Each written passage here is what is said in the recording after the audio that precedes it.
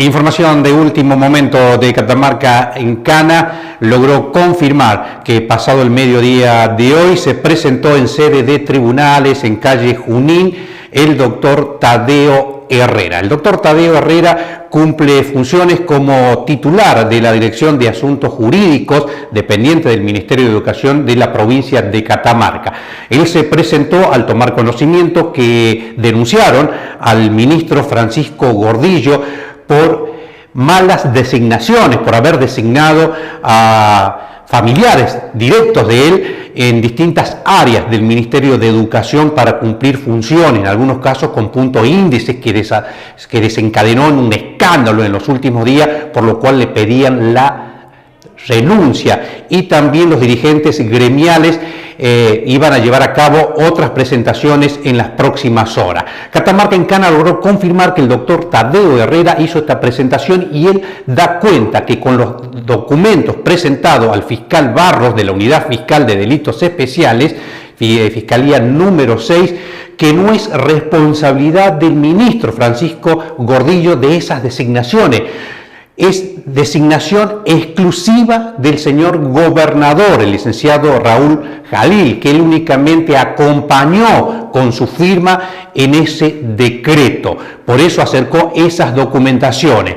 Pero en declaraciones en exclusiva a Catamarca en Cana, el funcionario, el doctor Tadeo Herrera, dio cuenta de que se lograron establecer gravísimas irregularidades en nombramiento, en designaciones de docentes, que superaría a más de 50 en los últimos meses, y que esto se venía produciendo hace 5 años, y que las bajas que se van a producir en los próximos días, si se siguen encontrando irregularidades, podría superar las 100. Esto en principio.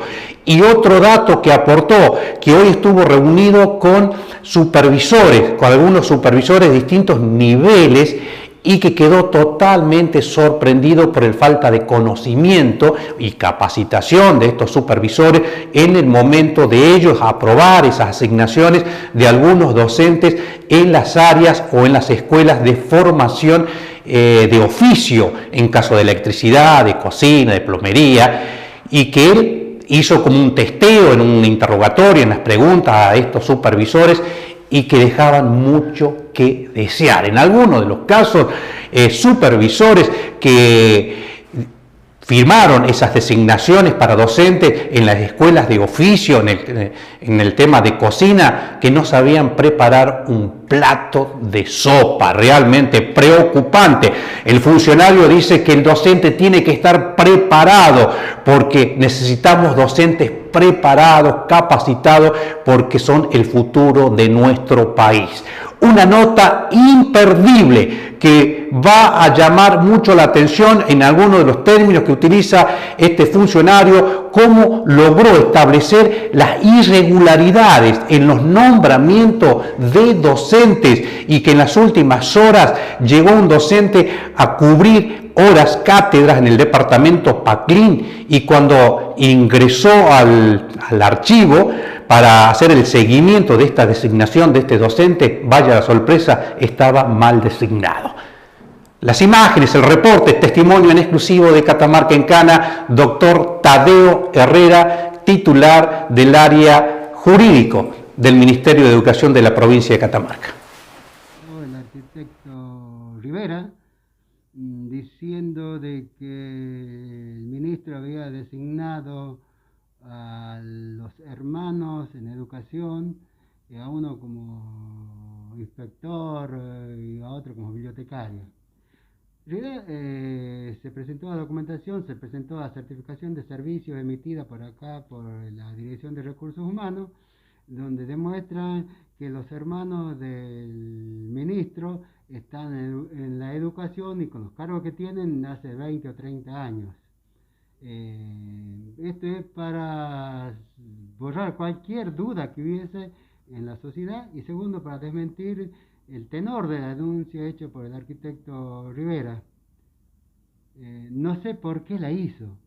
No sé por qué la hizo, porque es un hombre de la función pública, estuvo como candidato a gobernador, conoce el sistema. y además estuvo asesorado por un abogado. Todo, absolutamente todo lo que dice en la denuncia es mentira, es mentira.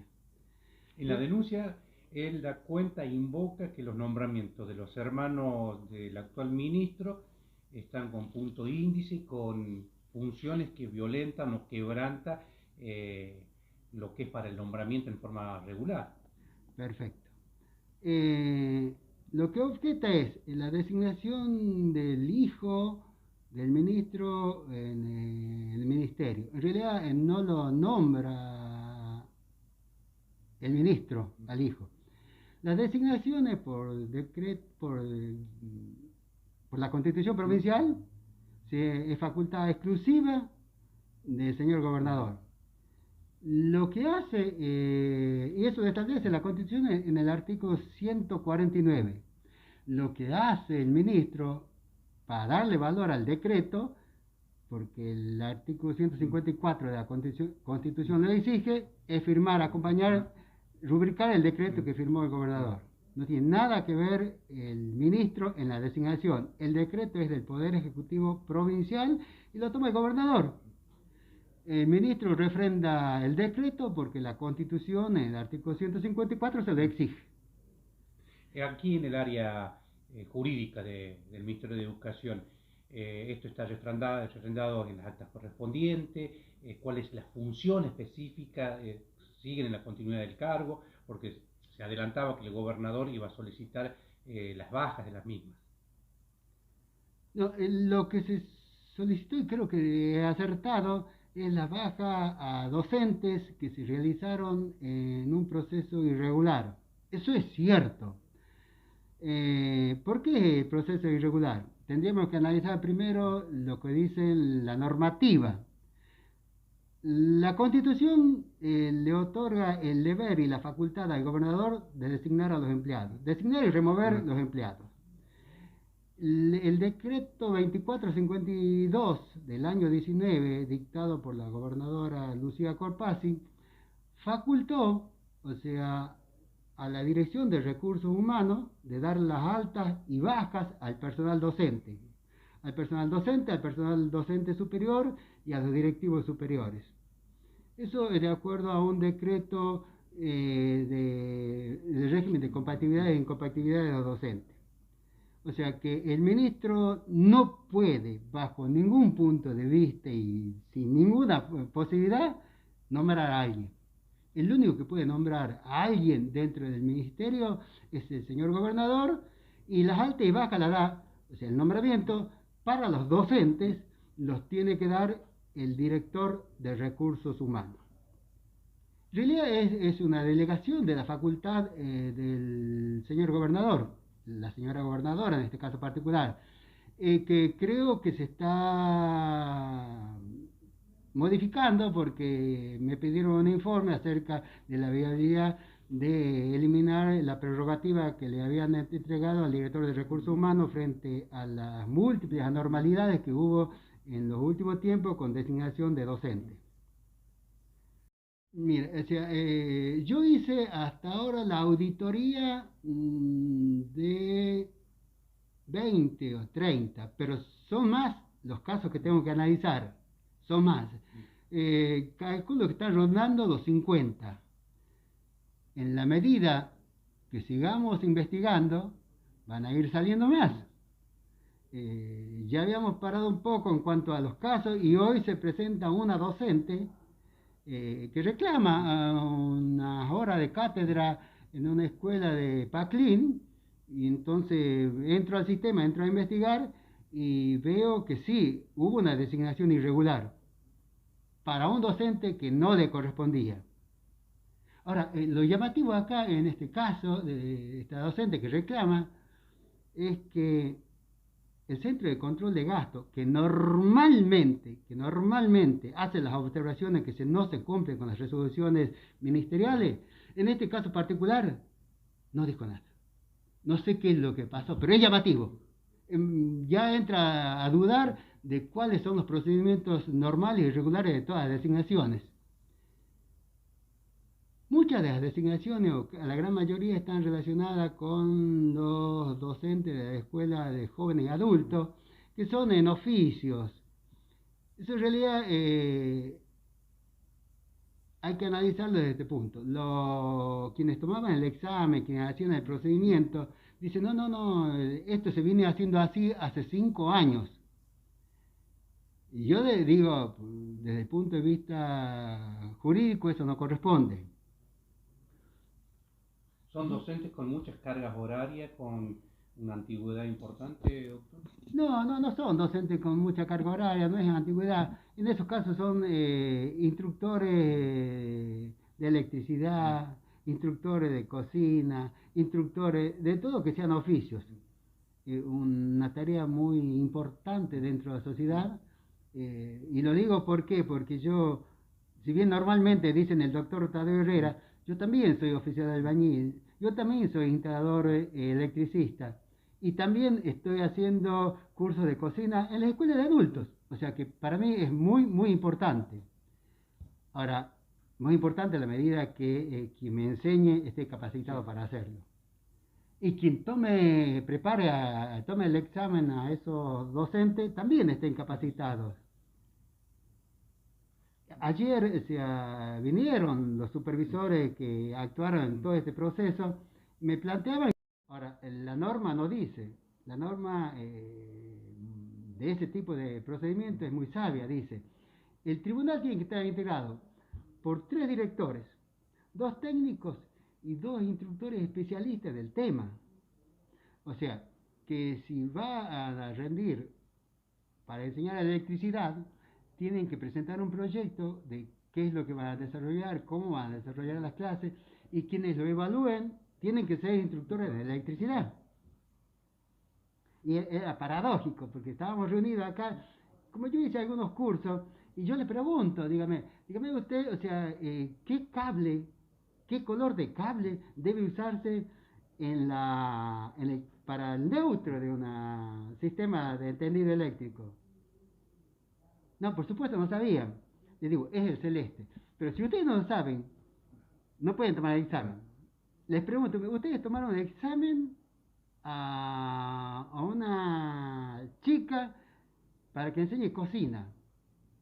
Yo les pregunto a ustedes 3, que eran supervisores, que tomaron el examen, ¿qué es la mise en place? Y bueno, por supuesto no sabían qué era la mise en place. Y eso lo aprendí yo en los cursos de cocina de estas escuelas nocturnas. Y es acomodar todos los elementos necesarios para preparar un plato previamente, para no cometer errores, para no olvidarse, para no poner eso. Dejar listo la preparación para cocinar. Y ellos no sabían. Entonces digo, no puede haber tomado el examen ustedes si no conocen eso. Como decía la abuela, los mixtos. Pero así de simple. Entonces, le digo, o sea, dígame, decía, ¿qué medida tiene tener de espalda una camisa talle 48? Pero eso porque eso lo investigué en internet, eso no lo sé, pero lo investigué y tampoco sabían. O sea que no estaban capacitados. No estaban. Después eso lo pasan a la Dirección de Recursos Humanos. La Dirección de Recursos Humanos toma la decisión de dar el alta, ¿sí? Dar el alta temprana, porque se ha cumplido con todos los procesos y pasos que dice la disposición, la resolución 215 del señor ministro.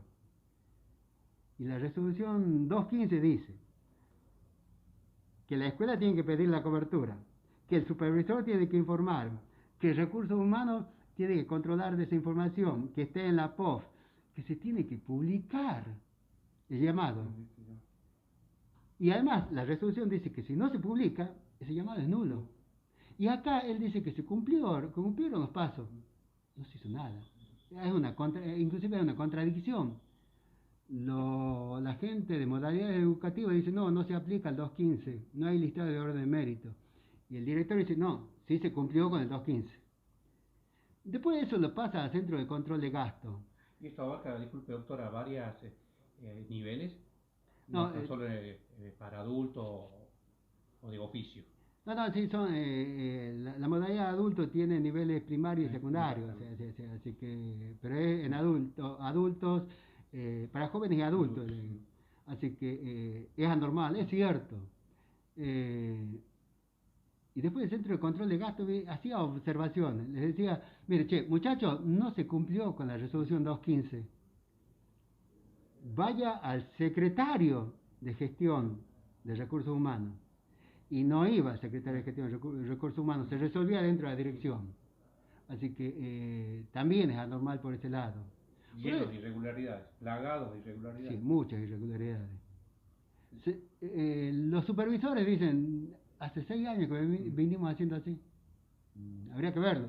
Yo calculo que si nos ponemos a investigar las resoluciones tomadas en los años anteriores, vamos a llegar al mismo resultado. O sea, es crítico. Porque en el caso de la educación, para mí es algo especial. ¿Por qué? Los ingenieros pueden poner un satélite en la Luna. Los ingenieros pueden descubrir la vacuna para el COVID.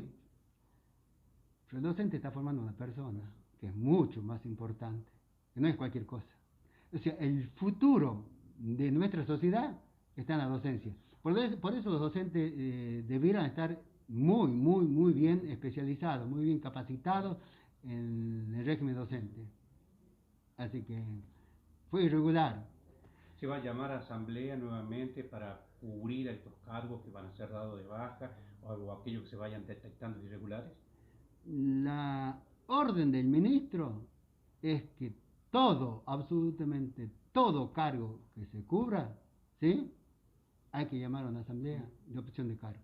No se puede designar a alguien por fuera del sistema que él implementó, porque él implementó la resolución 215. Y en realidad la resolución, el problema que tenían los docentes que se hacen cargo de las horas, pasan años y no cobran. Y una alta definitiva cuando se completa la documentación. Pero bueno, la utilizaron con otro sentido, no el sentido que se quiso dar. Posiblemente también, o sea, a lo mejor fallaron los controles. Pero bueno, es difícil determinar, o sea, si se hizo intencionalmente, habría que analizarlo con mayor profundidad. Y hasta ahora hemos visto papeles. Y el número, hasta ahora estamos hablando de un número que se aproxima a 50, que pueden ser mucho más a medida que sigan investigando. Mire, pueden ser mucho más. Y las de los años anteriores también son irregulares. Si es que se hicieron, como dijeron ayer a mí los supervisores, son irregulares porque no se cumplieron. Porque antes de las 2.15 había otra resolución de cómo cubrir la suplencia e interinato. Y que si no se cumplieron, bueno, son irregulares. ¿Son supervisores de qué área que estuvo ayer el doctor? Del área de modalidades educativas. Sí. La gran mayoría está en modalidades educativas. Pero también va a convocar a otros supervisores a medida que vaya avanzando en la investigación. En la medida que se vaya avanzando, o sea, sale algún supervisor que está participando del tema, se lo llamará a decir por qué hizo esto, si es irregular la designación, por supuesto. Si es regular, no hay problema. Si las designaciones se hacen por asamblea, y están los distintos controles, y están el control de los docentes. Así que no habría problema, es transparente, o sea, eso sí es impoluto, pero en realidad, pero claro, en estos casos no se hizo así, se burló el sistema, y se burló el sistema a escondida del secretario y del ministro, porque el secretario de Recursos Humanos no sabía del tema. ¿Es causal de una acción penal esto? ¿O netamente administrativo? O sea, yo soy civilista, ¿no? Yo soy civilista, pero el penalista que tenemos acá, que es el doctor Barrientos, lo va a analizar al caso y si hay que formalizar la denuncia penal, se va a formalizar la denuncia penal. En el funcionamiento de esta dirección, o sea, cada vez que hubo un hecho producido por los docentes y que se violaban, o sea, la integridad de los niños o que violaba la protección integral de la mujer, se hacía la denuncia penal. tenemos 2 casos en lo que va el año, a pesar de la pandemia, que se violó la protección integral de los niños, se hizo la denuncia penal. Se violó la protección integral de la mujer, se hizo la denuncia penal. ¿Y por qué se hace la denuncia penal? Porque para mí es muy importante para el futuro de nuestra cultura. Primero, aprender a respetar a los niños y para que ellos